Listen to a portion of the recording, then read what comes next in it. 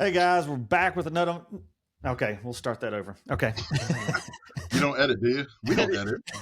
No, I am Don't now. edit that. Just go. Don't edit. We don't edit on AMD Garage, dude. Just go. I at least got to have the intro right. Well, at least now we have a good little teaser for the clip. So. All right. All right.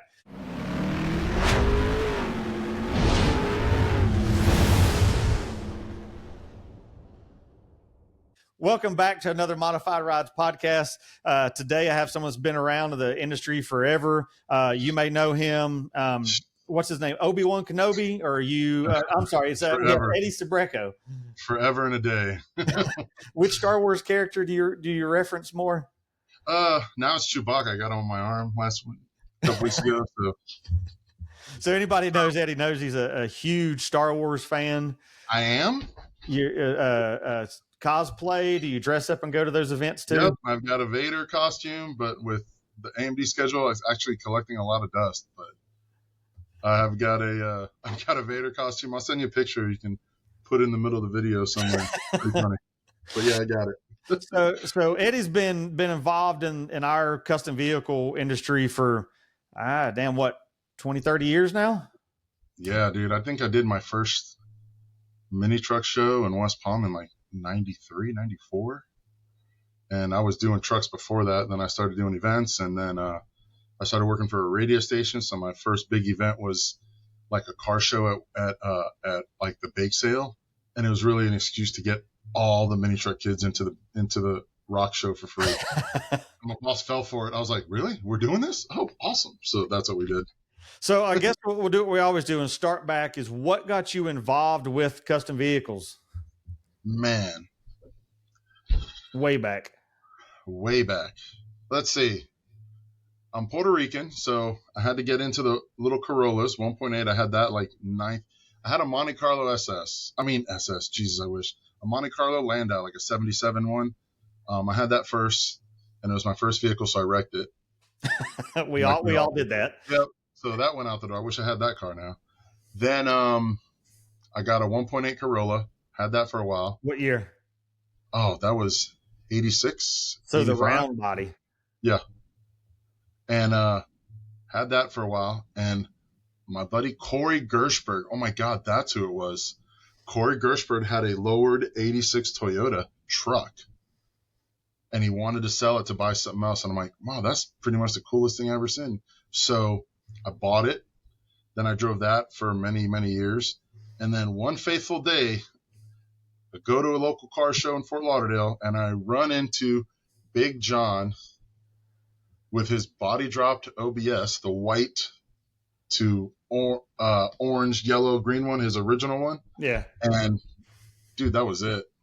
That was it. I don't think I've always had it. What year did John do that? 95, 94? 94, 95. It was soon after I got the same time I did. Yeah. I mean, actually, it was probably before that because Big John, he had just finished it, just body dropped it. And I remember, I'll never forget, he was showing it to me. He popped the hood and there was a screw in his 20-inch tire. And he's like, those tires are so expensive. And he shut the hood. And I was like, he's like, don't get into this if you ever plan to have money. And I should have taken that and ran, John. And I didn't. And it's been like that ever since. Always have a truck that doesn't run in the back somewhere. That's that mini trucker mentality, I guess. What just happened? Are you there? That was me freezing. Hello? Trying to connect. Make sure you have a stable internet. I lost you. You there? I lost you. There you are. Okay. Bro, the power went off in the building. I think they're trying to tell me something. Okay. So right. I said, I guess that's that mini trucker mentality, though, having stuff that don't run. Yeah, we have to. At least one. There's the one that you're going to get to, the one that you're never going to get to. And yeah, so. You started out having, I guess, custom vehicles right off the bat. I mean, was all those modified to some degree? Yeah, I mean, modified back then as much as we did, lowered and roll pans and tailgate tags and tailgate boxes and things of that matter. Yeah. You know, that was it. As far as nothing like today. I mean, today the scene is out of control, dude. It's just crazy now. So now you work at AMD, but I guess let's go back to what led you to the position you are now, because you've had your hands in quite a bit of different Well, aspects of the company I or was putting of the on, industry. I started putting on the Blood Drag show down there, me and Big John back in the day. And through that, marketing and all that, I met all the magazine guys, them coming out, covering the show, John O'Neill and Steve Warner and things like that, and Chris Covington and all these crazy people that we met doing Blood Drag. And then what was the first year you did that? Blood Drag, the first official year was 99. Okay. And I think we did one in 98. I'd have to ask John, but it wasn't like official. And that was, of course, back then it was Blood Drag. It was to raise blood, and we took blood donations. And I'm pretty sure we still hold the record in Palm Beach County for a 2-day blood drive. It's like 189 pints in 2 days. Damn. And they still accredit us with that still. Met the magazine guys, and they were talking in California about adding someone to do their shows and marketing for them. And John O'Neill put me in there. And next thing I know, they're calling me. Next thing I know, I'm moving to California to work for Prime Media. And it was on one hand, it was mini trucking, sport trucking, 8 lug, and then diesel power. And on the other end, it was four-wheeler and off-road, JP, off-road, and a bunch of off-road magazines. And I did events for them. So I went from like doing, and then we had Lowrider, which we owned, and that was upstairs on the 11th floor. So I went from doing the mini truck shows like Havoc and stuff, doing my own blood drags, going to, Greenville for Show Fest and things like that. Then I'd be up in Hollister for Top Truck Challenge doing off-road stuff. Then I'm at the first King of the Hammers. Then I'm doing Baja. Like, I did so much crazy stuff that I'm so thankful for, man. It was just a good time. So you worked for Prime Media, not just one particular magazine.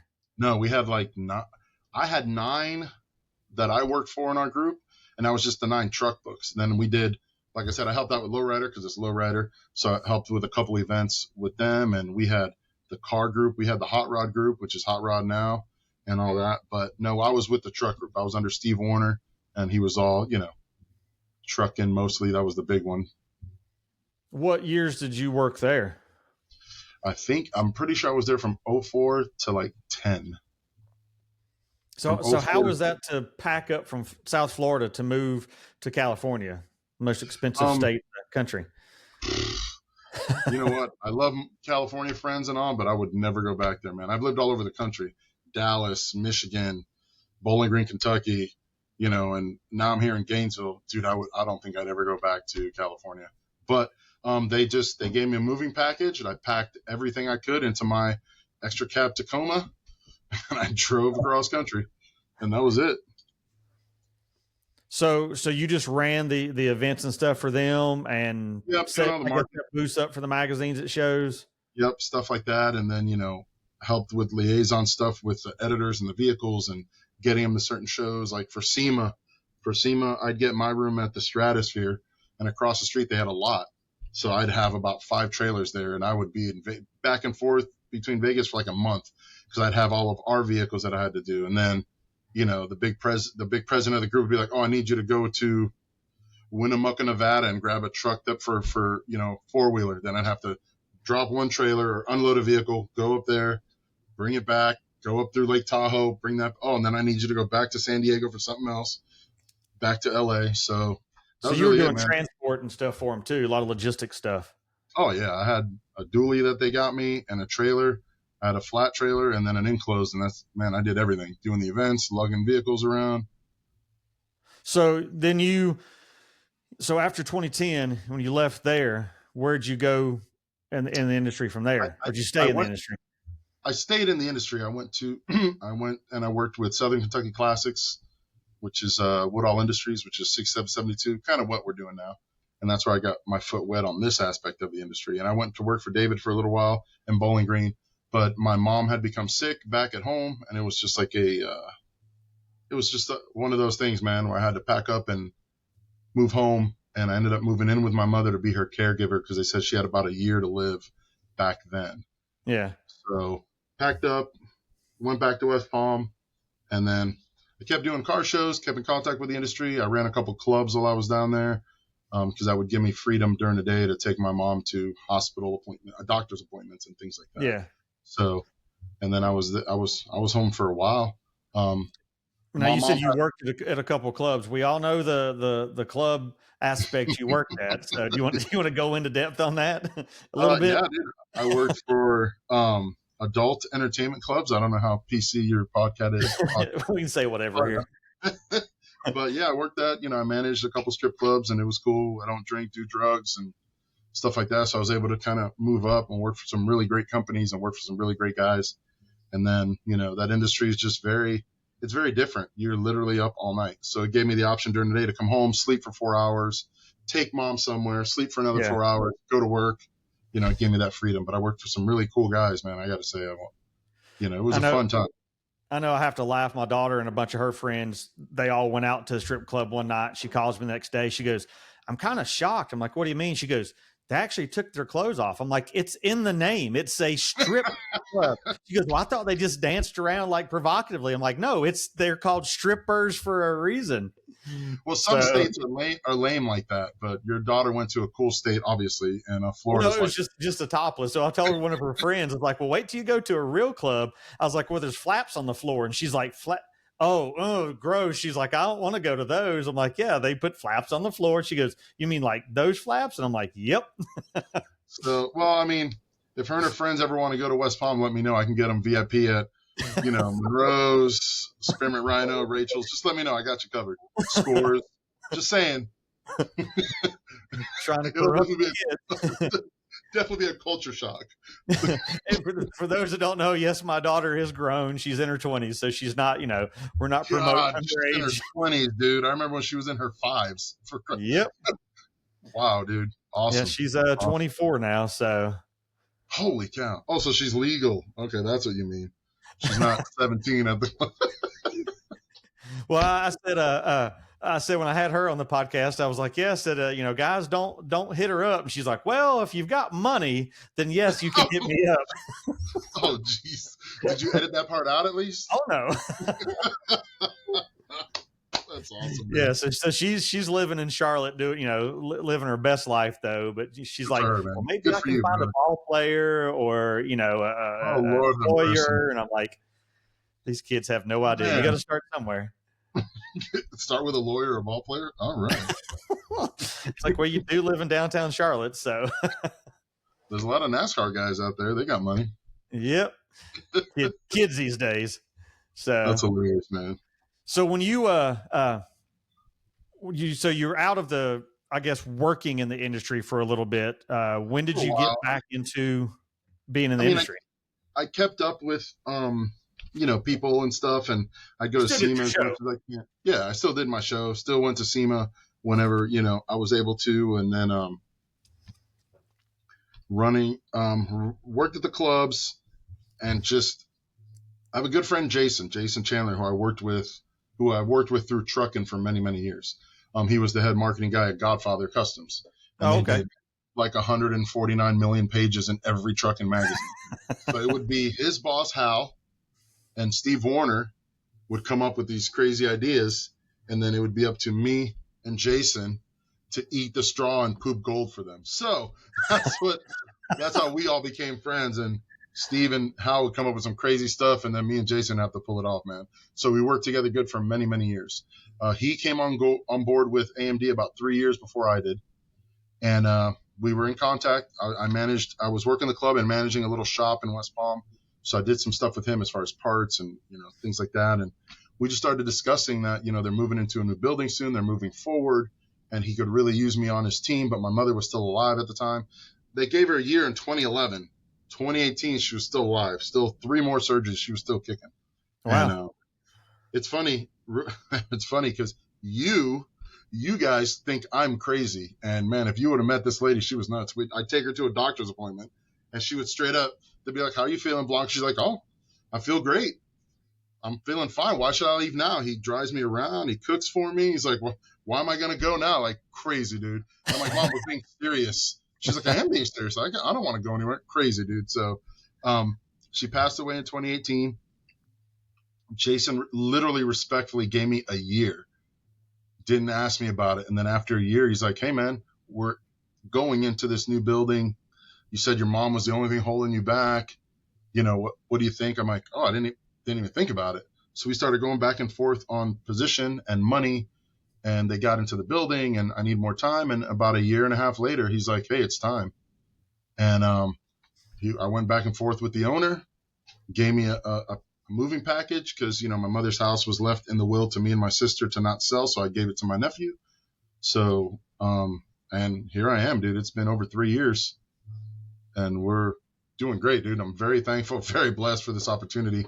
And man, we are just tearing the industry up. I love it. I come up with crazy ideas and they're like, okay, it's no today, but come back tomorrow. Let me sleep on it. And me and Jason are doing the nuttiest stuff, man. The nuttiest stuff. So that the Jason you work with is the same Jason that you dealt with back in the day. Yeah, Jason Chandler. I didn't realize that. I didn't realize y'all went that far back. Yeah, it's Godfather Jason. We're talking 2004. Gotcha. I never put those two things together. Yeah, it was the same Jason. And then he went from Godfathers to Autobahn or one of those companies, and then that dude came here, and he's friends with. It's all connected, man. And that guy's here, like, Jason, you need to come work here. And then they're building up the company, and they're like, all right, well, I need to bring Eddy in from Florida if we're going to go to this next level. So he came here, brought Jason. Jason came here. Then it was a next level, so they brought me. And now we're able to, in 3.5 years, I brought another buddy up from Florida, Dan, who does like IT, ICO, computer stuff, and then goes to shows with me. And now we hired a full-time videographer to do the same thing, to do all the reels and the YouTube and all that stuff. And we've been doing really good, man. Yeah, I've been pushing that pretty heavily. So what is your job title at AMD? Jason's pain in the, no, it's, I'm the events, the marketing events coordinator. Jason's the marketing director, so I'm under him. So I just put everything together, dude. Help with build vehicles. I handle sponsorships, make sure that, we're not giving up parts to somebody for no reason, and going to shows. So when you moved the building you're in now, that's when you moved up there. That was the building they were already in. Yeah, they were here for about 6-7 months, if I'm not mistaken. Then I came up after that. Jason got here first. They're like, let's get over the move. So I was on deck. They had my resume. I had talked to them, but the move was still in the middle. That was their big thing. They went from 175,000 to 400,000 square feet. So that was the big thing.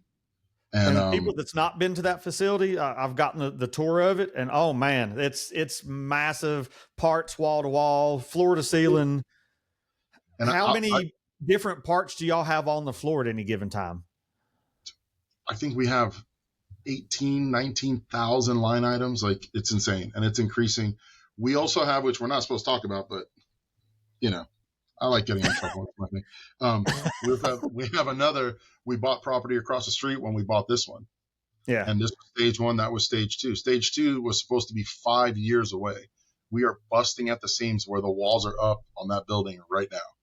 Nice. About 3 years early. That was 5 years away, and it's about 3 years early. The walls are already up, and that should be open by the end of this year for more working warehouse space. Another 300,000. It was just busting at the seams.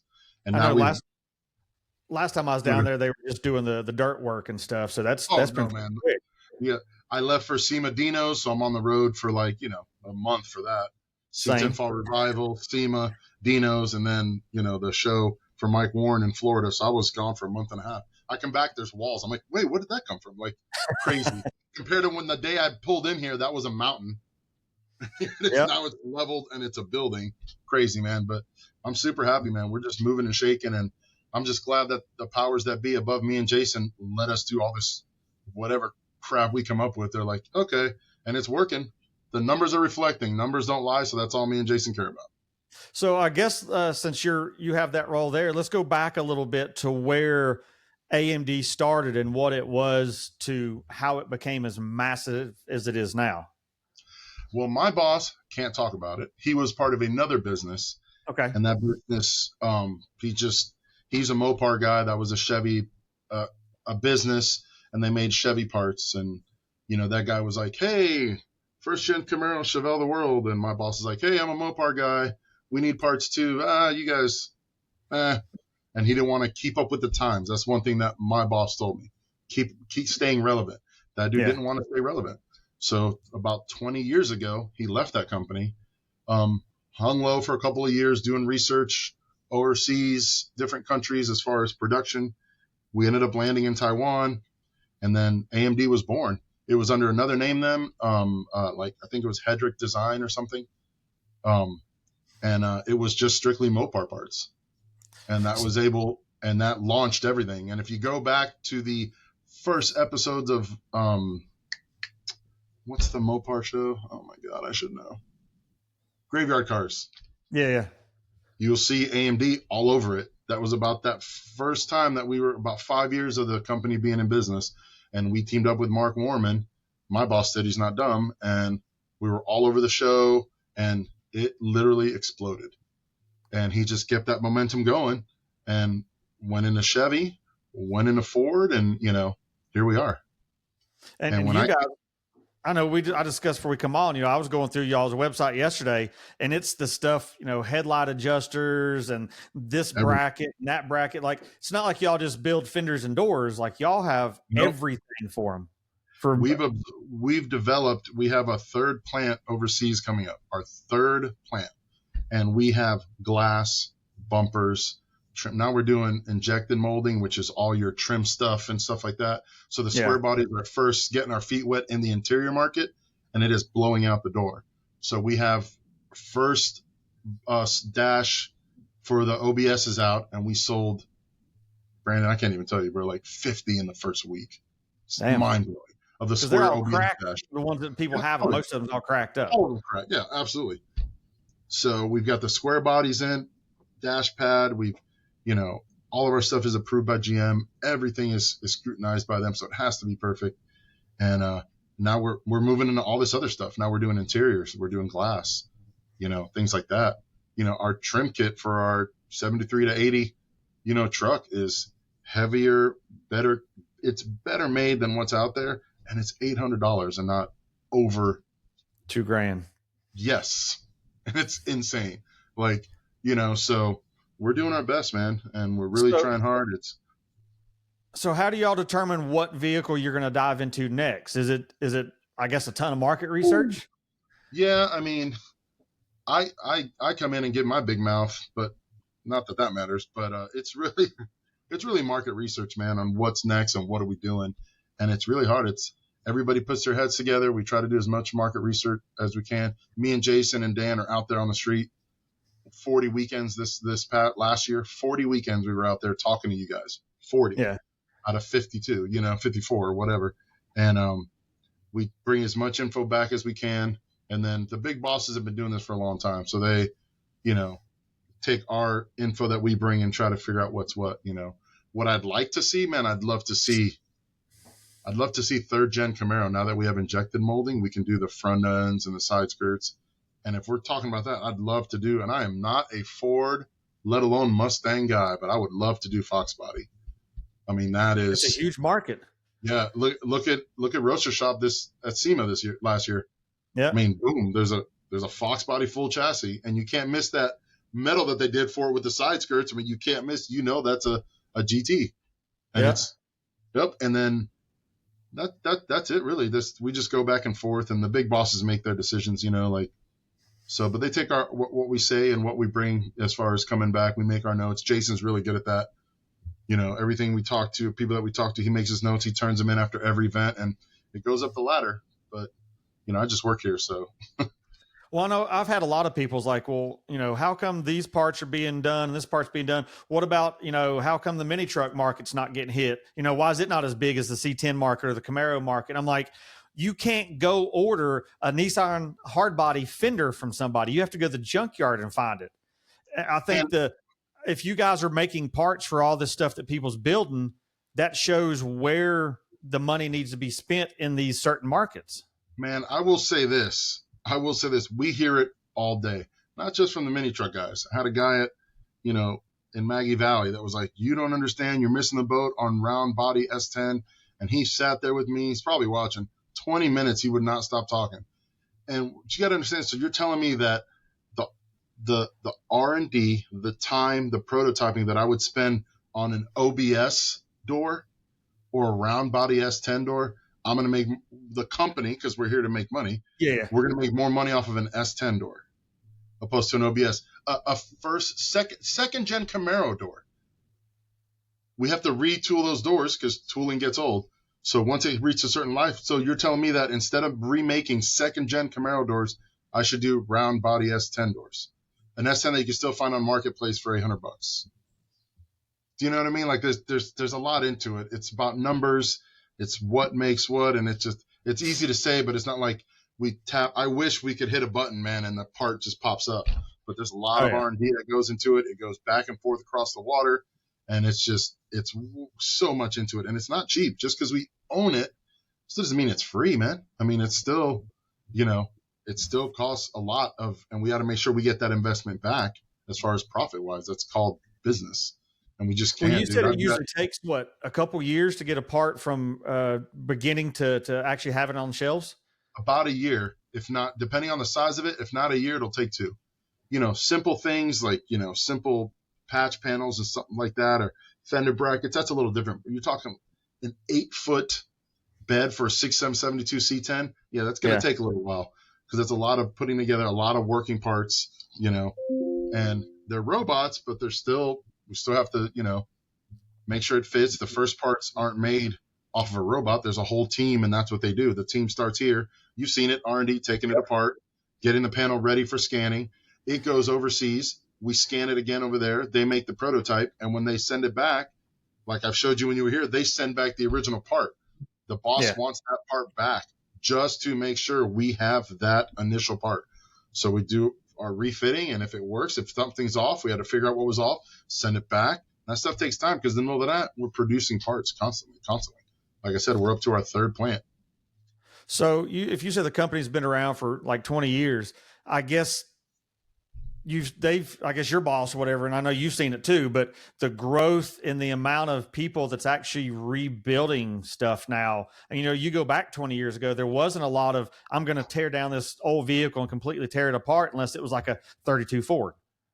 Yep. Or a first gen Camaro or a Chevelle, which is where my boss started. But like his point was relevant, Mopar. And his old partner was like, Mopars are never going to be part of the industry. They're never going to, they're bringing $4 or $5 million now. Yeah. And I don't mean to toot his horn, but I credit my boss for that because he was forth looking. He's like, you know what? You're making a mistake. And he walked away from this successful business to start over. And here we are. And when I came on board, he has said the same thing to me and Jason 100 times. I'm an old man. I can't go to shows anymore.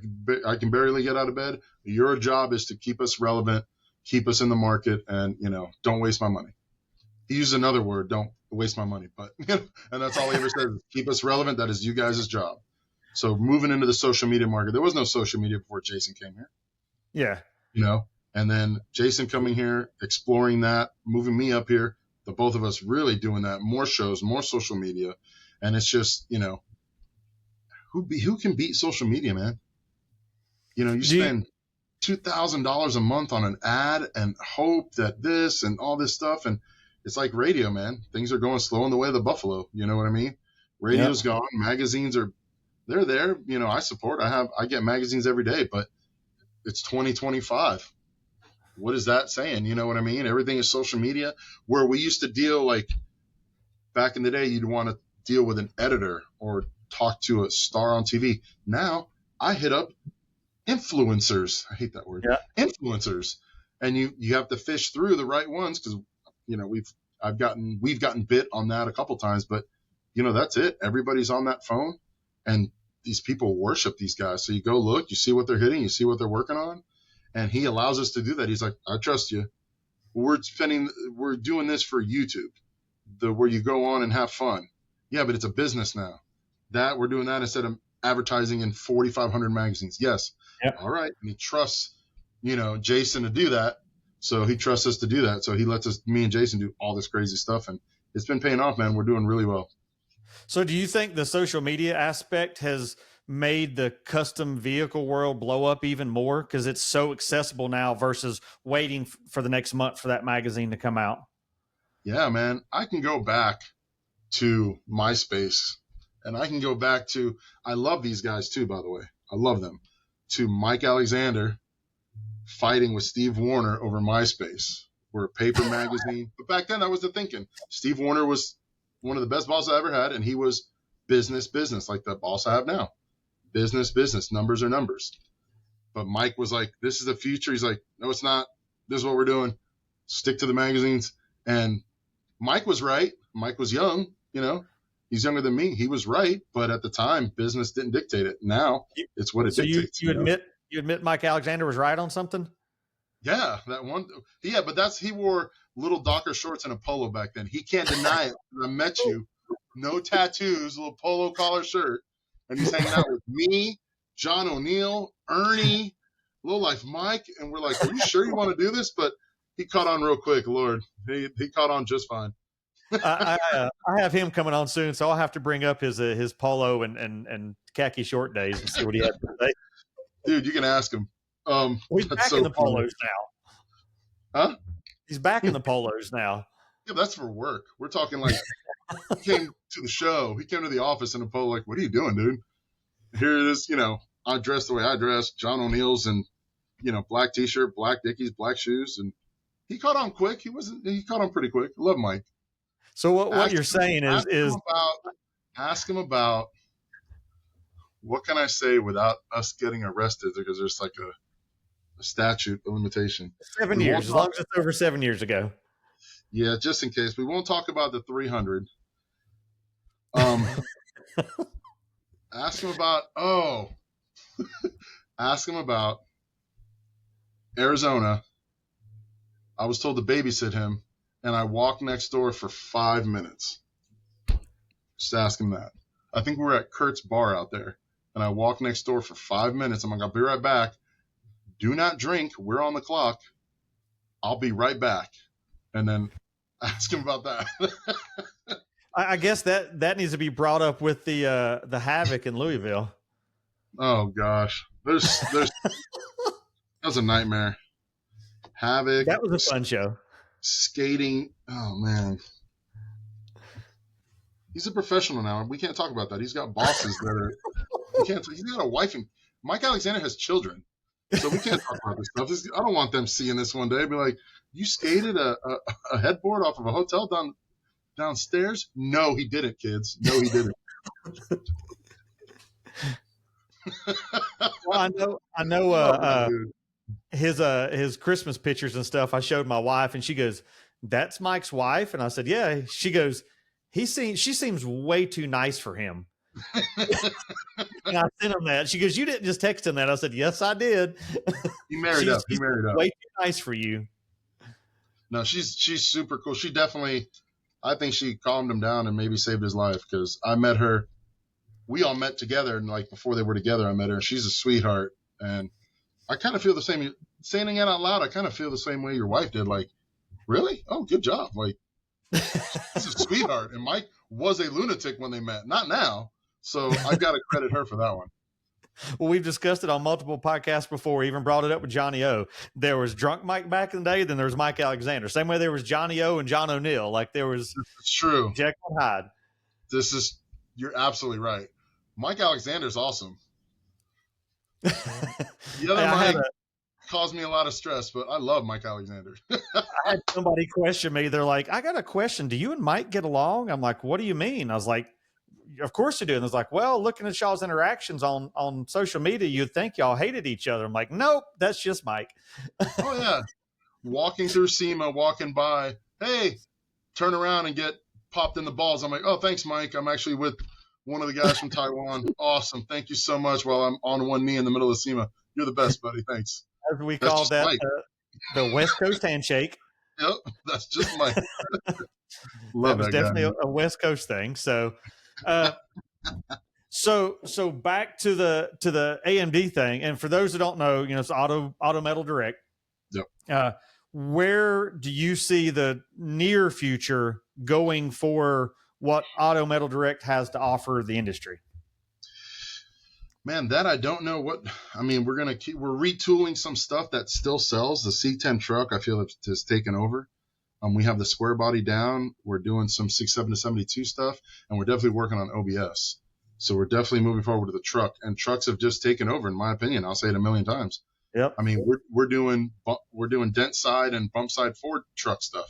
We've got the dent side stuff out, and we have bump side in prototyping right now.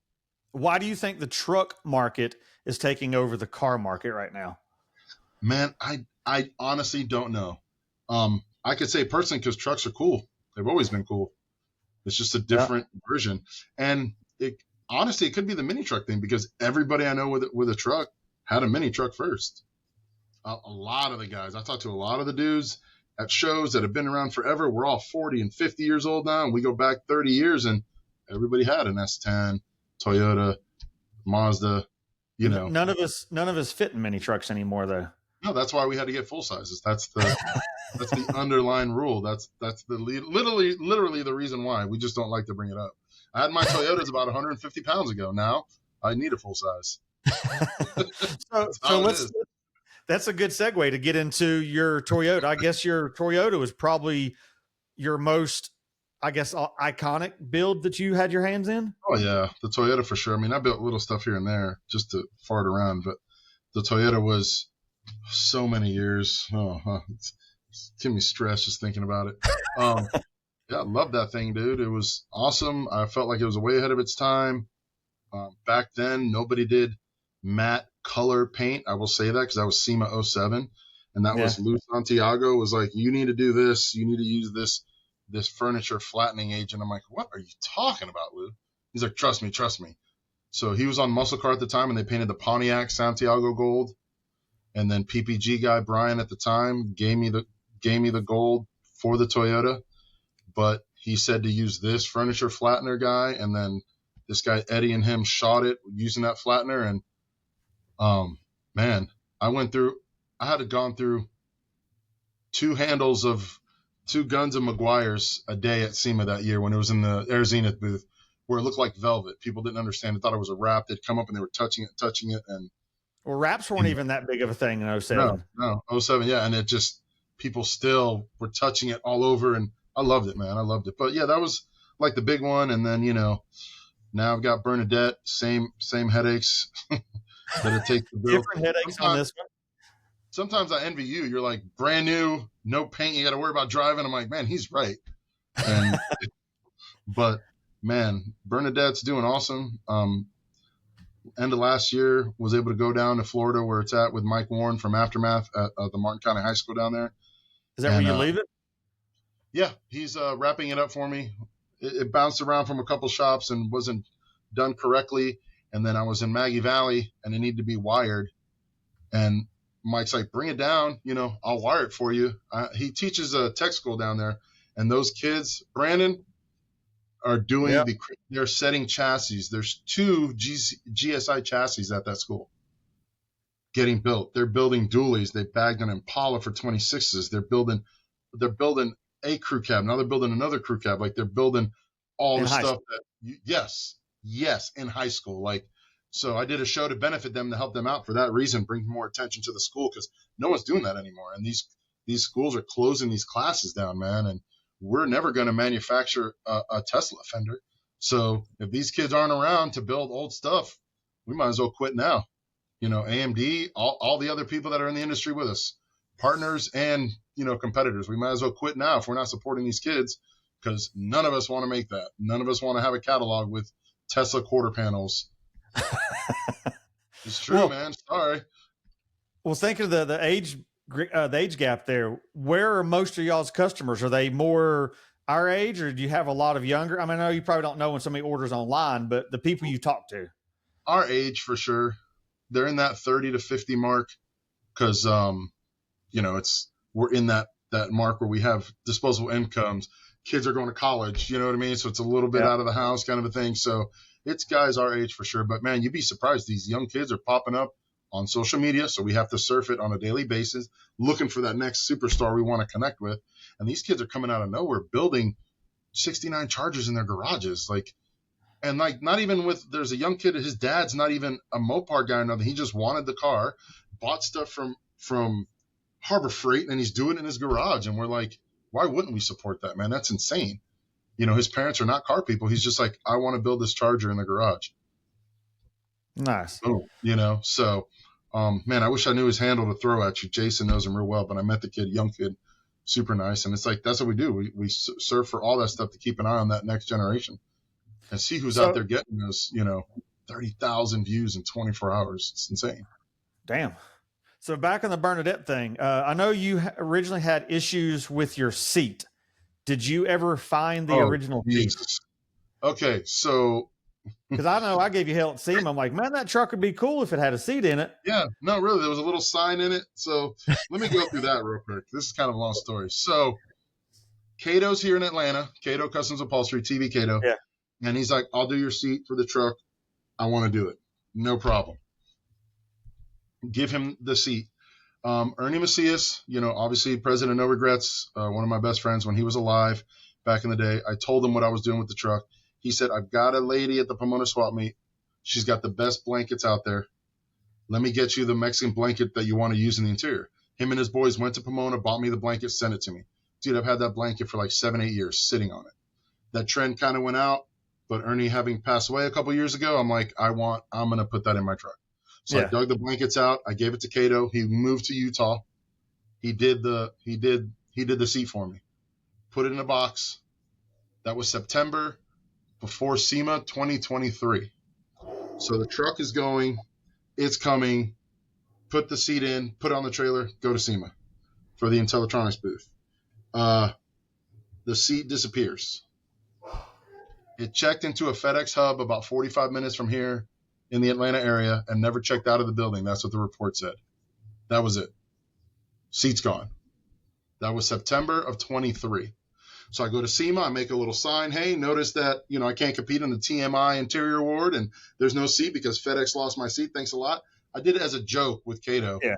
Cato's like, nah, I have nothing to show my seat off. So we did it as a joke and I had a picture of it and we printed that. Brandon, let me tell you, he got 900 comments, 170 shares, dude. Everybody tagging FedEx. I actually got scared because that's AMD's like, that's who we have our deal with. Everybody was dogging on FedEx, dude. Nothing. Disappeared. Gone. That was September 23. So now I'm sitting on my birthday of 2024 last year, which is 9 months later. Some kid hits me up on Facebook. Hey, I met you with Cato. I'm at his class. I visited another shop, which is Cato had moved shops since he did my seat. He goes, I think your seat is sitting here. Actually, what he said was, hey, man, I think I got your seat. And I was like, oh, you live in Atlanta. Come find me so I can stab you in the face because I know you stole my seat. Oh, cool. And and he's like, oh, yeah, I'm in Utah. I'm like, no, it's not my seat, dude. And he sends me a picture of this box, and it has the label, and it has the to me from Cato. And I'm like, that's weird. And he goes over the box. I'm like, hold on. He sends me pictures. I send it to Cato. Cato now at a different shop up there. He goes, it's impossible. I go, Cato, this kid says that the seat's sitting there. It was my birthday of last year. He's like, no, it's not. I sent him the pictures. He goes, shut up. He shut his door, drove 20 minutes across town. And he goes, holy, your seat's here. I'm like, what do you mean? He goes, it's here. It is now May of 2024. And I'm like, is it just damaged? He goes, no. I'm like, is it open? He goes, no, I stapled it. It's still stapled. It's not even open. It's not a pair of door handles, Brandon. Yeah, it's a big old bench seat. Seat disappeared off the face of the earth. No trace. Came back unopened. He opened the box. My seat was there. And what was left over of Ernie's blanket was in that box still. No explanation. Nothing. It checked into Georgia, and somehow they found it later. And instead of sending it to me, they sent it back to the sender. And it was sitting there in Utah. Unbelievable. So you finally have it in the truck now. Yeah, there's a video that I'm walking. Cato's walking through the Westgate, and people are going, "Don't tell me that's Eddy's seat." It's so hilarious, dude. Like the most infamous seat out there. And Cato's like, "Why is your dumbass seat the most famous seat I have?" And I'm like, "I don't know." So people are stopping him, and he's like, "Yeah, I'm trying to get it to him." Then he gets to me, and I'm like, "Oh my god, my seat is here," but my truck wasn't there. He's like, well, we had our square body cab on display. He's like, well, let's go put it in square body cab. I'm like, oh, let me ask Jason. He's like, let's just do it. So now we're walking through SEMA with the seat, and people are stopping going, is that your seat? Is that crazy, dude? Crazy that people are stopping. For those that haven't seen it, you have a Star Wars lightsaber in the back of the seat where some people put a gun or whatever. Yep. absolutely. That was Cato's idea. He matched up the lines for the blanket so the insert's perfect, and it's got a lightsaber, and it is not some $200 piece of junk. You know me for a long time. I've been a Star Wars fan forever, so I paid a good. My mom's not around to hear this. I paid like $1,500 for that thing when it first came out, like 30 years ago, and I've displayed it in my apartments, and I've had it the whole time. And I'm like, you know what? That's what I want to put in there. So that's that's what's in there. I've changed the battery really cool touch too. Oh yeah, It makes it unique, makes it yours. So if that seat would have showed up in somebody else's truck, somebody would have known it. Oh yeah, they would have got stabbed in the throat, like I said earlier. Yeah, absolutely. So funny story, the sheriff of Hall County, where we are, we do some Eddie Bear stuff with him. He came to AMD, took a tour. The truck was here, and he saw the sign and saw the truck. It was after seeing me. He was like, "What is that?" And I explained it to him, and he says, it was him and the undersheriff. He goes, "Well, if you find that seat here in Hall County, you do what you got to do. And if you get cuffed by one of my guys, you call me." I grab my phone. I'm like, "Can you say that again?" He's like, No, I'm not going to record that. But it's pretty funny. Awesome guy. But yeah, man, I can't explain it. I cannot explain it. I've been upset about that seat for a long time, mostly because of the Ernie connection, because he's gone. And, I was never, I could go buy that or whatever, but it wasn't the same that he took a day at Pomona with him and his boys to get that for me. It meant the world to me. And it disappeared. And now, like that. If the truck ever gets sold, the seat's not going. If it ever catches on fire, I'm yanking the seat out and leaving the rest. Like that seat, bury me in that seat. Just put it right under me, and like that seat means the world to me right now, dude. Like I'm super stoked. And yeah, it's back. And then November of 2020, September of 23, November of 24, I was able to marry the seat with the truck with Mike Warren down there finally after all these years. And then and it fired up, and I drove it around the next day. Put the seat in, he fired it. The next day, we were able to run the lines, run the rest of the cooling stuff, and I was able to drive it around the property. So pretty exciting. So now you need to put a sign in there when it shows that seat brought to you by FedEx. No, we call it Cato X. Because Cato brought it to me. FedEx lost it. Cato's like, oh, that's another thing. He said, "I'm going to drive it to SEMA. I'm not shipping it to you. Screw that. Screw FedEx." So I'm coming to SEMA. I'm going to take my utility van instead of my car. I'll be right there. And he brought it to SEMA. Nice. He's like, "Absolutely not. And you're putting it in the trailer and driving it home. No more FedEx." I said, "Yes, sir." So in the video, he actually says, "No, this is Cato X." It's pretty funny. And now moving forward, I just want to say Cato's wife was like, he was telling her what happened. And she's like, "Why don't you put an air tag in it?" He's like, "What?" And it's so simple. He never thought about it. So now every seat you gave from Cato has an Apple tag up in the bolster somewhere up the top somewhere where nobody knows, where he can track the seat till he gets to you. After that, he could care less. It could die. It doesn't matter. But he's like, "No, everything that leaves my shop, I didn't sleep for weeks after that. I felt so bad." And his wife's like, "An Apple tag's $20, you idiot." He's like, "Oh, yeah." So we need wives around for stuff like that once in a while. And he's like, "Oh, crap." So she ordered him a bunch, and now every seat that comes from Cato has a Bernadette air tag now. So you mentioned Eddie Bear a minute ago. I know that's something you're heavily involved in. Tell us about that.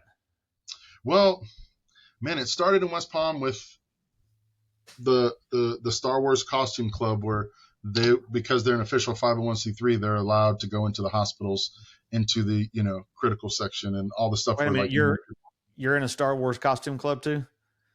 Yeah, I told you that. Cosplay, yeah.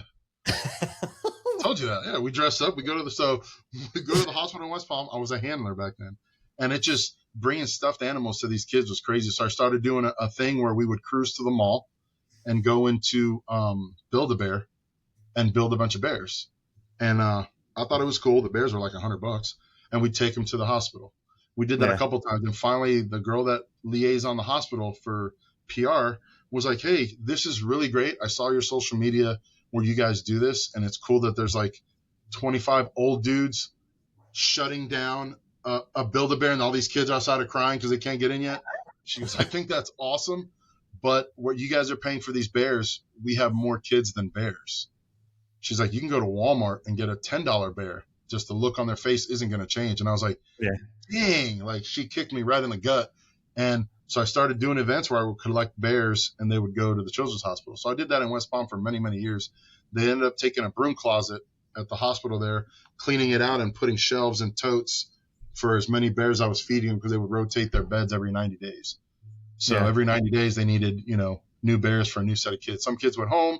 Unfortunately, the latter, some would pass away, and the stuffed animal was given to the parents unless it was something different than it was destroyed. So they weren't reused. So they were going through them. So, and with blood drag, as you know, you were there from the beginning, man. It was raising blood, and man, I just switched gears. I just wanted to do the bear thing. So blood drag became bear drive. That's what I do now. And man, I've been able to help out. Where do I start? A police department in Asheville, North Carolina. That's right, Jefferson. Oh, really? Yeah, I've got a friend, actually Chris with the OBS. His wife is a police officer. The extra cab blue, that one OBS of the year and all that on the cover of Street Trucks. Chris. Yeah, his wife. She mentioned him. He told her to reach out, and so I've got bears going in there. All their vehicles get a bear. Here in Hall County, I signed a deal with the sheriff where an Eddy bear is part of the equipment for a patrol vehicle, like your raincoat and your flashers and things like that in the trunk. You have to have an Eddy bear. Me and my buddies and Brooke, we all sit for hours and ziplock them closed so they don't get contaminated. And the sheriff takes those. I made a deal with him. Then Habersham County is the county next door. That sheriff is like, hey, I'm a car guy. I know AMD. We'd like to do that too. Boom. I made a deal with them, and Eddy bear is required on every patrol vehicle in that county. Which I guess if you show up to some kind of crime scene or crash or something, you got a kid that's, just terrified, distraught, they have a bear. Car accident, house fire, domestic. Kids are always in the middle of that crap.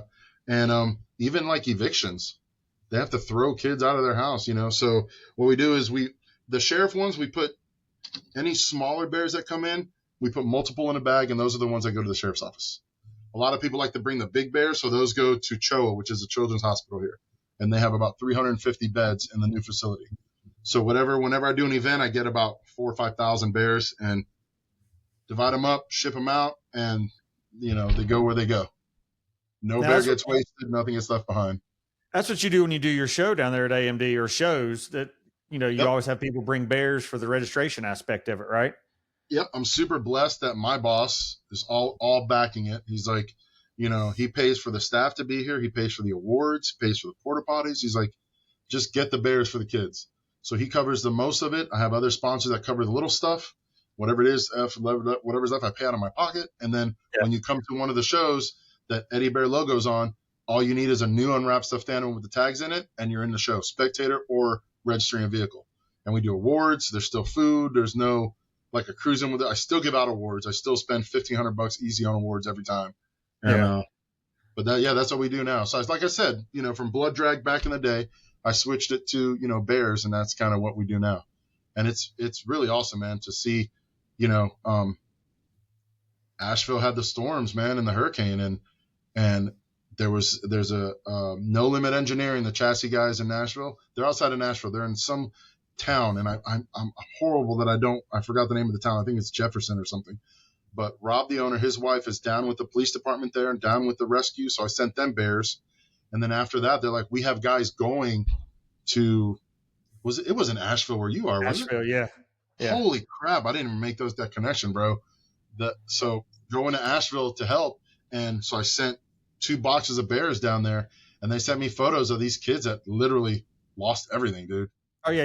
I'll get emotional right now talking about it, man. It really catches me, dude. Giving these kids these bears that most of Asheville is wiped off the face of the earth, man. You go 10, 15 minutes from my house, and there's buildings are gone, houses are gone. There's people sleeping in tents. It's supposed to be 8 degrees next week at night, and they're still sleeping in tents or campers. Like it looks like a war zone from 10 years ago that's just been abandoned.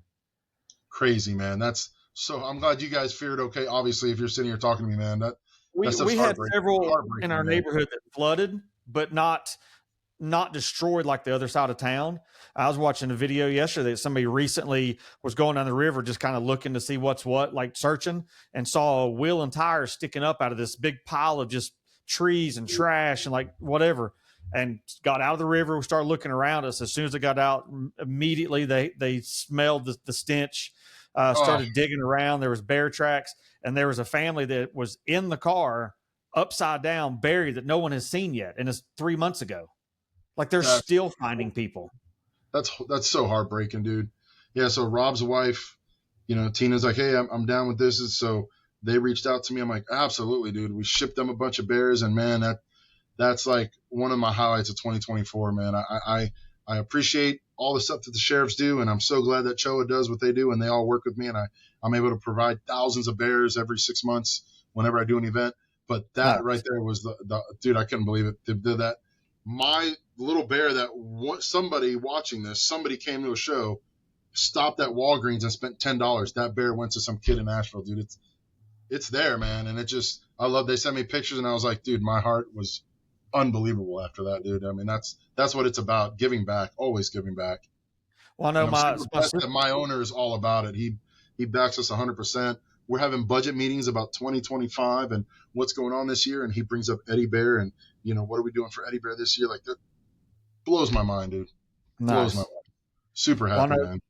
My sister-in-law is a teacher, and, there's several kids in her school that never came back after the whole storm deal. Don't even say that, dude. Jesus. That's crazy, man. Yeah, I mean, that's why when I asked you at Fall Revival how, like, your hometown and stuff did when, the second hurricane come through, but, you don't think the mountains of Western North Carolina and Tennessee being destroyed by a hurricane, like that's like Miami having a snow blizzard down there.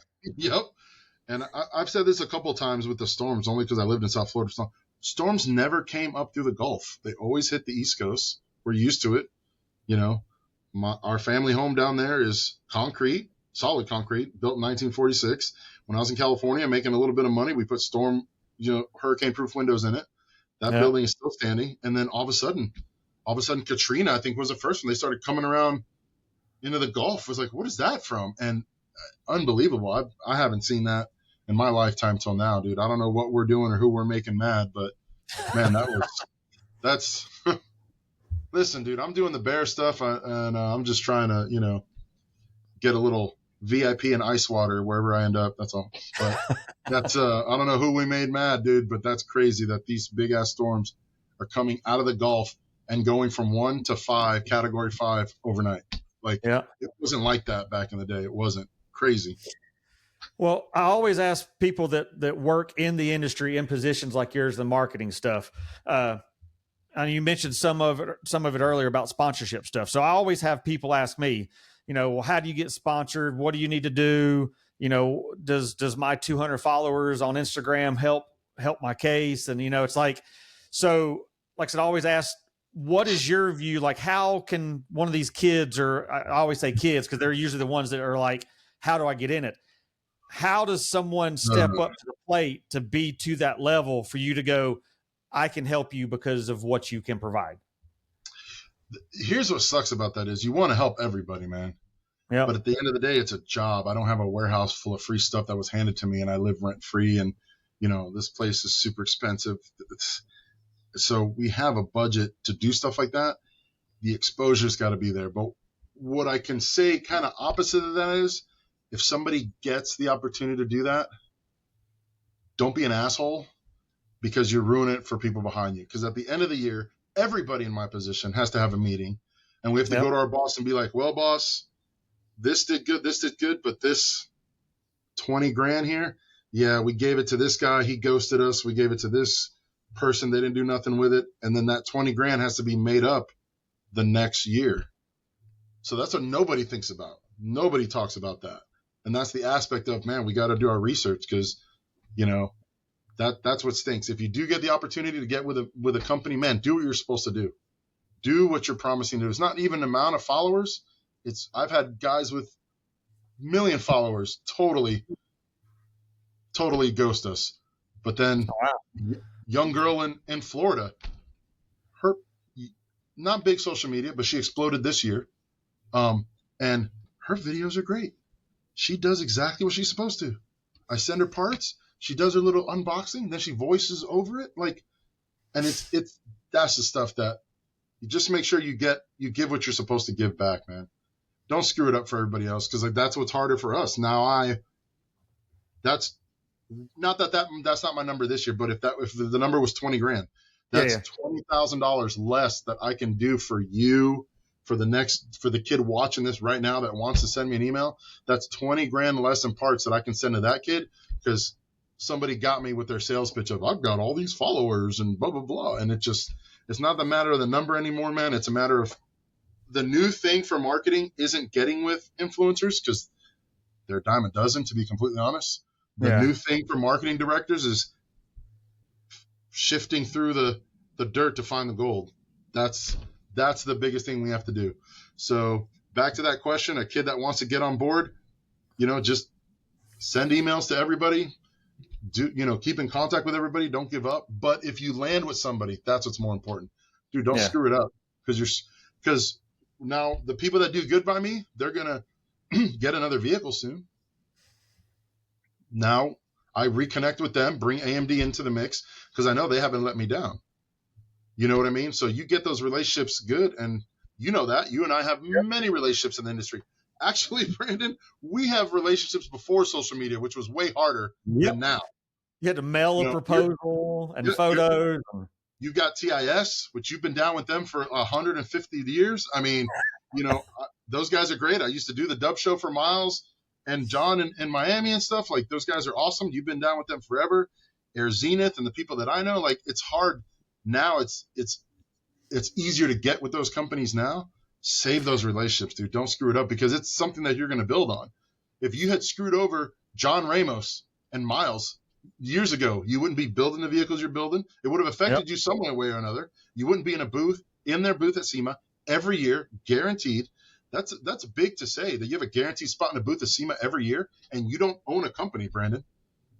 You know what I mean? That's huge. And that's the example that I have to set. I mean, I have a spot every year at SEMA in the Intellectronics booth, the Gauge company, not because they think I'm pretty or I smell good, because I come through with what I ask. And they're like, well, hell, we can't go wrong with teaming up with you.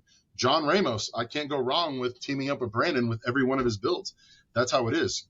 Those kids, man, if somebody wants to do it, please go through with what you're saying. Don't screw the company over.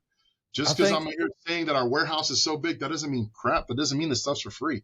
And you're affecting me after we gave you parts, and you're affecting people behind you for years to come. Now I got to make up whatever that number is. Every marketing guy right now, while you guys are watching this, has just had that meeting, and we're all like, damn, we got to make up money from last year.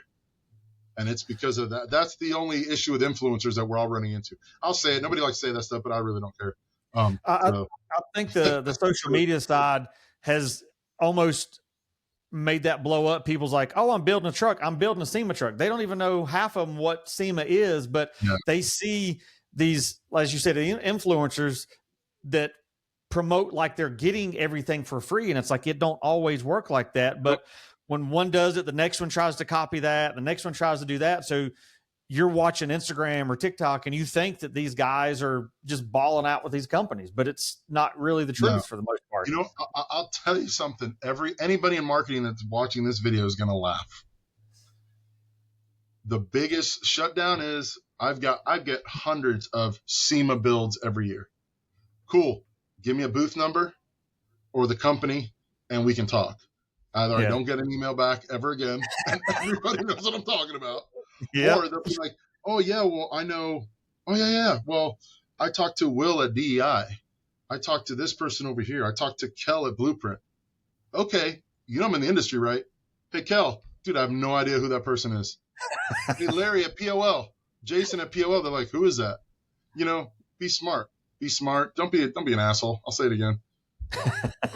And honestly, work with companies if you want, but if you're going to say the word SEMA, make sure you have a booth spot before you say that, because we're not stupid. We're SEMA members, right? It's what we do. That's our Super Bowl. You know that, right? Like, we talk to each other. So I've had that where I've literally called Kel at Blueprint, and he's like, dude, I have no idea what you're talking about. And I'm like, I should send you this email. It's like you're driving the car there yourself, and you're going to clean it for the guy. He's like, dude, never heard of him. Like, it's just crazy. So yeah. Oh, influencers. But I've got a lot. We've got a ton that we deal with that is great, And then there's Morgan Evans out of Florida. Love that girl. Do you know who Morgan Evans is? Name sounds familiar. Her and her man built a D100 in their garage and swept Roadkill Nights. Remember that twin turbo V6 that Dodge gave to like 12 influencers Yeah. at the battle? All these guys had all these shops with all these laptops and all this, and her and man are in the garage in Florida, and she swept the series, killed them all. She's got a little Jimmy, which we make hoods for, that's it, but she's got a square body that we're doing some stuff for, but she's been great to work with. Her and her man are humble as can be, and she's the one earlier that I was talking about with the videos. I didn't want to just drop her name, but dude, send her stuff, and the video is there within a week. She voiceovers everything, and it's crazy. She goes through our social media, cats our tags lines. I don't have to send it to her. Like, so if you want to know what to do as an influencer, go follow Morgan Evans. That's what you got to do. QA1 sends her something, no joke, it is there. Jegs, it is there. That's the little stuff that we appreciate. Not that, yeah, I'm cool, and one little tag, and I never hear from you again, and you think that was enough. I have people all the time like, man, your Instagram and stuff looks like a commercial. I'm like, well, that's why I work with these companies. Like, I'm not just going to post something and not tag those that's involved in it, because that's how that part of the industry works. Yep. I get that all the time. Oh, man, if you're not, man, I like when you promote Star Wars, but you're always promoting a company or a show. I'm like, yeah, that's called my job, dude. Don't be on my social media. Yep. I mean, this is my life. I don't have a private social media. My life is wide open. This is what I do. I've been doing this forever. I can't stop now. But then you have those guys like, holy crap, thanks for throwing up Intellitronics. I didn't even know that there was somebody else for an option. I got their gauge kit. It was great. Man, you're welcome. That is a direct email or message from some dude on Facebook. Yeah, we're friends, but sorry, no idea who he is. And that was after I was in their booth at SEMA. Now we're buddies. But he was just like, man, and their gauges fit great. Thank you so much. He's got a 55 to 59 as well. And he's like, man, I follow your build. The truck was going in their booth. I started fishing their site. That's the stuff that comes back to us. I never even said that to Intellitronics now that I think about it. That's not the point. Like, that's what you do by those tags that you were just talking about that we have to do. You just never know. You know, Morgan does those tags. Reckless Raquel in West Palm, same thing. She does the tags. Send her a hood. She does the tags. And that's what works, you know, and that it helps with everything. That's how you got to do it, man. You got to give back. We didn't give you parts because you're cute, man, or because you smell nice. You know, it's one hand shakes the other. You know, you're getting parts from these companies for a reason. Don't be an asshole. Plain and simple. Don't put that on the shirt. Don't be an asshole. I wonder how many times I can say that on your podcast before you tell me to stop. This is your podcast today. You can say, okay, enough with the A word. We say whatever we want on here. So we can't wrap up your podcast without talking about your cheeseburger card. Holy crap. So those that know Eddy know he carries a cheeseburger card with him, because that's all this man eats is cheeseburgers, and they have to be specific. And I have been at a restaurant. I've been at a restaurant where Eddy literally tells the people, you need to redo it because it's not right. So this is a card. It explains exactly how it needs to be done. That's so funny. They're right here. Bro, and you know what? Brandon, you've been with me. Bobby Stewart, Mike Alexander, John O'Neill. Everybody's with me. When I first meet somebody, they're like, dude, the burger card is really stupid. It's a plain burger. It's not that hard. But all of you have been with me when it's wrong. Yep. Man, it's real easy. Bread, meat, some kind of cheese. That's it. Here comes mustard. Here comes pickle. Here comes a chicken sandwich. It's like, oh, my God, dude. It's just plain. And people make fun of me until they go eat with me, and they're like, oh, man, I get it. I'm like, it's so hard to make a plain burger. So I carry one out at McDonald's when you go? Huh? Do you pass one out at McDonald's when you go? No, because you know what's sad? Those places with those kids making $7 an hour with a cell phone in one hand get it right every time, dude. I get more burgers wrong at Chili's or or Hooters or Twin Peaks or whatever. Those guys screw up the burger more than anybody else. It's backwards on my camera, huh? That stinks. Yeah. But so he'll go in and hand the waiter, say, "This is what I want to order. Give this to the chef." Yes, and then I'll have a chef laugh or a server laugh. This is so funny. I can't believe we're talking about this. A server laugh, and then it's wrong. Or I have a chef come out, or I have a kitchen manager come out and go, "Whose is this? Thank you so much." Why doesn't everybody with a non-normal order have this? I'm like, I don't know, bro. I've taken pictures with dudes. Can you take a picture with the card? I've given the entire kitchen staff wanted it for themselves to hold on to. I'm like, yeah, sure, man. Here you go. Hilarious. But it's true. We did, so funny. Kevin Tates does our YouTube channel with us, AMD Garage, and he makes fun of the burger stuff all the time. I connected with Chef Jet Tila. I don't watch the Food Network because they don't make burgers, but Jet's on there, super popular guy. Everybody knows him. And my sister was like, "Oh my God, you're friends with Jet!" Like everybody knows him. So we hooked up with him. He's got a C10. We sent him some parts. Now we're building a square body. So he was at SEMA. We're gonna have a meeting about it. So we talked about it. Then we did AMD Garage with him, him, and Kevin. So they're fanboying over each other. That's fine. We're talking. At the end, he's like, "I want to cook for you guys. I want to come somewhere to a show and cook for you guys." And I took the interview over, and I'm like, "But can you cook a burger completely plain, gray through and through?" And if you could have seen Candy and Chrome, Mario Addison, he knows my burger. Jason, bro, everybody was like, "What did he just ask Chef Jet?"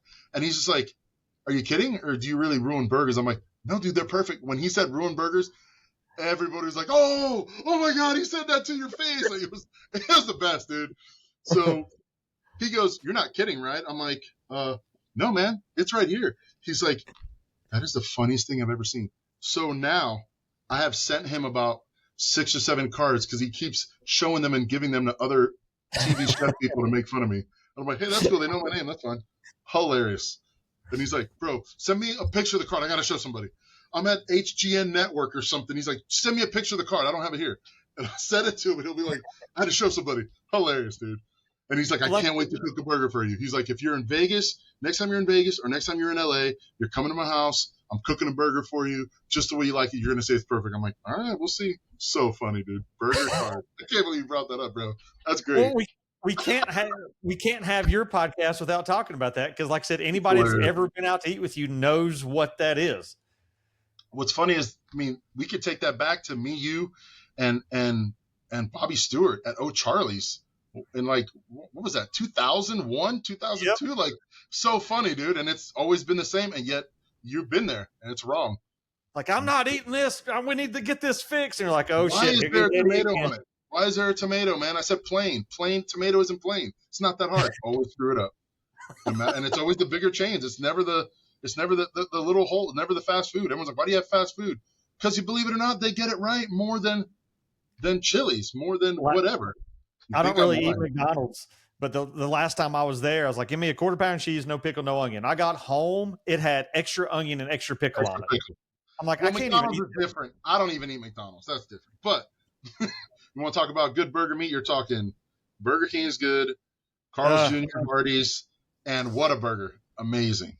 I can't do Burger King. The last time I had Burger King, I lost 10 pounds in 4 days. Nope, I will not ever eat at one again. I lost 10 pounds in 4 days of Burger King, but I don't.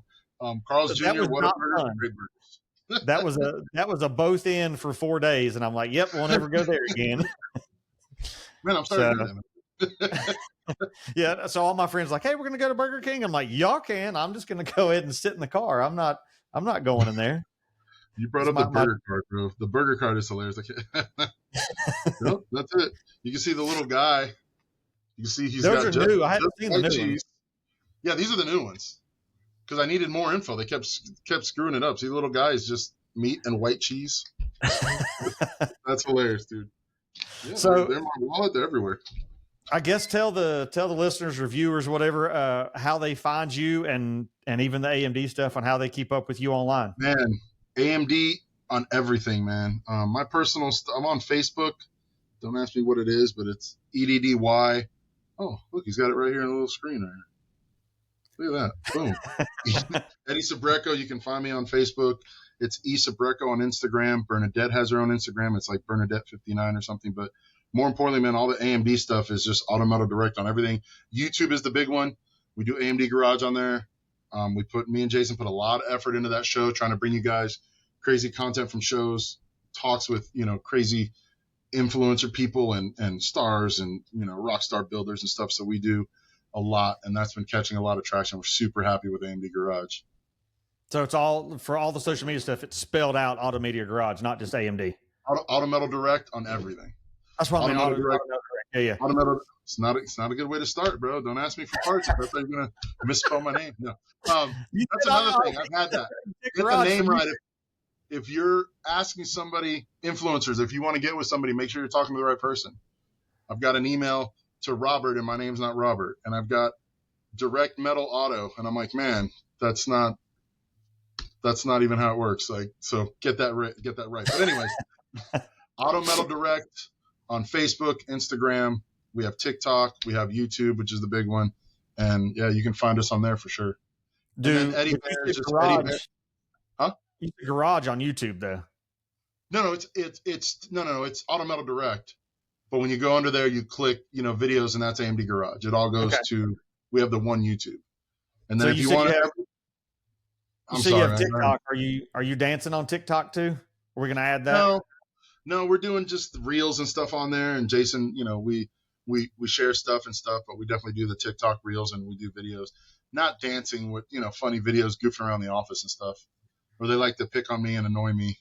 The new. I'll have to get Jason to say we need to add some Eddy dancing for 2025. No, please don't. Please, that's all I need. No, I'm too tired for all the weird They've tried. I'm like, I'm not doing that. You guys can do that. I'm not doing that. But we do some funny videos. We have fun. We do reels. We goof around the office and annoy everybody else here, which is fine. The boss is the only one we got to worry about not annoying. I don't care about everybody else. You seem to be eating in all the videos though. And you know what's funny? That's called media and editing. I'm not eating in every video. And it's funny because they're like, oh, well, this and that. And they just happen to catch me while I'm eating. And it's stupid because it's not like I just have food sitting around all the time. Ridiculous. Yeah, most of your videos you're eating lately, so. Ridiculous. They like wait till I'm eating to run up and be like, are you eating? No, man, I got to lock my door. That's the new, that's Amanda, our new multimedia girl. She's like, I'm going to mess with Eddy. And Jason's like, I don't care as long as none of you are in my office. So she goes barging in. I'm like, you literally saw me walk from the break room in the microwave. I have to walk by your office. Why are you in my office? And she always has the video in hand. But it's funny content, I guess. Oh, yeah. I guess. Man, these are good. Well, I appreciate you coming on, discussing some of what you've been involved with and where you're going with AMD. I appreciate you having me, man. I do want to drop one thing. If anybody ever wants to support, don't send me money. New unwrapped stuffed animal with the tags on them that will go to a good cause. You can go to Amazon and send them directly. The website is eddybear.org, EDDY bear.org. And, man, you want to send a bear, it's going to go somewhere. Definitely a good call. None of them go to waste, man. None of them go to waste. And my boss is super awesome. I got a spot in the warehouse where I store them. The ones I shipped to Asheville, he's like, go for it. Boom. Send them out through our regular FedEx. Like, they really, really support it, which is awesome. We're doing a good thing. We really are. It's not just me. We have a group of people. Yeah. Everybody here at work and everybody support. I go in the conference room to stuff bears, and by the time I'm done, there's like 10 people in there, and the boss is like, what are we doing? I'm like, we're almost done. I'm sorry, we're almost done. But everyone wants to stop and help, dude. It's been a great journey with the Eddy Bear stuff, man. And like I said, definitely a good cause for the kids, for sure. Yeah, dude, for sure. And it's just been great, I had a Eddy Bear. We were doing it just as us, goofing off. And then quick story, but I won't get emotional this time. A friend of mine's niece passes out at school. Rush her to the children's hospital that I used to feed in West Palm when I was there. And turns out she's type 1 diabetic. They didn't know that. She's there for a couple of days. She goes home. Little girl, she's 6 years old. My friend goes to see her, and she's got I think it was a giraffe. And she's like, oh, what do you have? And, bro, it's the first thing I said, dude. And she says, oh, the Eddy Bear brought this for me. And my friend's like, what do you mean? She goes, oh, the Eddy Bear, he brings Eddy Bears to the kids in the hospital. That's what the hospital was calling me, bro. I didn't pull that name out of my tail. That's what they were. So my friend told me that, and I'm like crying. I'm like, are you for real? I call my liaison over there. She goes, yeah, we got to tell the kids something since you're not physically doing it. So it's like he's the cousin of the Easter Bunny. Brandon, grown man crying, dude. After that day forward, I'm like, hell no, dude, I have to do this. So that's when awesome. I took Eddy Bear. It's a 501c3. It's official. I can do my tax write-offs for companies, all that. Like, I made it official. I spent about $800 a year for the lawyer and the accountant out of my pocket so that every penny, every donation goes towards the kids, dude. But I'll tell you that's what changed. That's where Eddy Bear was actually born. We were doing it under Blood Dragon, for fun and with the costume club. But once I got that story, I was like, what? Like, yeah, we had to come up with something. So they started calling me the Eddy Bear, or I'm sorry, there is an Eddy Bear that comes at night to the kids in the hospital and brings them bears. Unbelievable, cool. buddy. Yeah, so that's where Eddy Bear was born. So eddybear.org, that really honestly means the most to me. So if you guys want to check that out, you can send stuff to me. Here at AMD, our address is everywhere. I get packages every day. Ask the mail people. They're sick of bringing me stuff every day.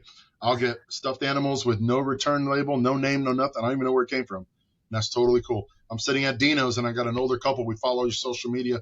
We love what you're doing. We wanted to bring you these bears at Dino's. And I'm like, in the middle of Dino's, all this heck, I'm like, guys, I don't have time to sit here and cry. You guys can't fucking do this to me. And they're bringing me bears. We just want to make sure that we help, the kids in one way or another. And these people bring me 3 bears to Dino's. I'm like, insane, brother. So nice. Thanks for letting me plug that. Honestly, Brandon, that's like super important to me, man. And of course, the AMD stuff. So that's why we're here, to give everybody stories and, give somebody something fun to listen to. So yeah, we start on the fun note with Star Wars and end with the Eddy Bear. So. With a grown man crying. Cheeseburger card in the middle. I can't believe you brought up the cheeseburger card. That's awesome. That's going to be the highlight of it. I'm going to send that to Jet as soon as this drops. I'm going to be like, Jet, look at this. I talked about you. I already sent him. He got the new one. I already sent these to him. That's hilarious, brother. Well, I appreciate you coming on, and we'll let you for get doing back. this, dude. Thank you for evolving, dude, for keeping up, not going to the wayside, bro, and not letting the industry pass you by. You're like, no, I'm going to keep up. And now this is sick, dude. Like, this is awesome. This is, this is how I felt.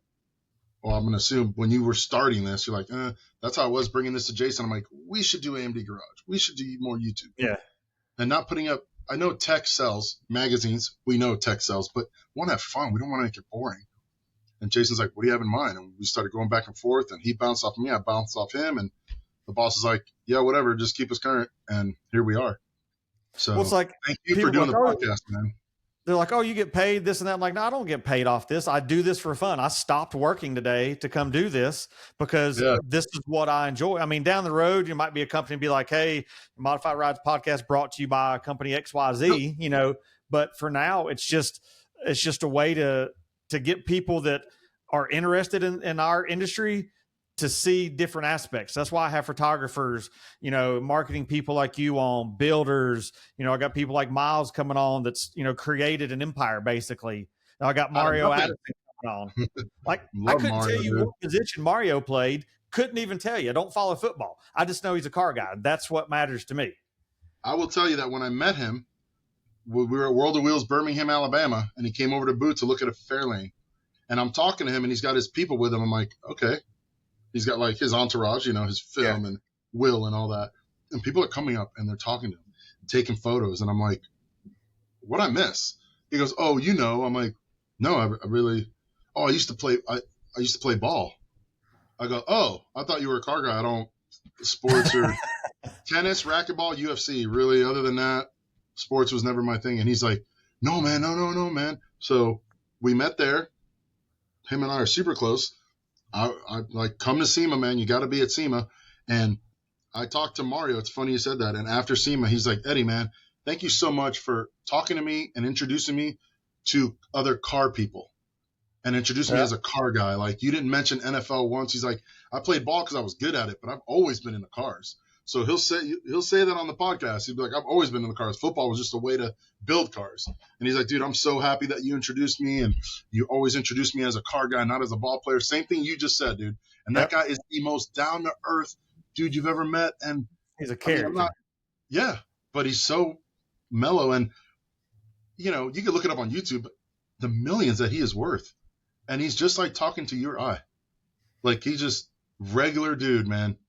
Well, it's like my interior shop that's done all my stuff is how I met Mario. Cause he does his stuff, did half the Panthers, that kind of stuff. But it's like, literally, like, I see these guys as car guys. I couldn't tell you what any of them play. Couldn't tell you what their jersey numbers are. But I could tell you what they drive.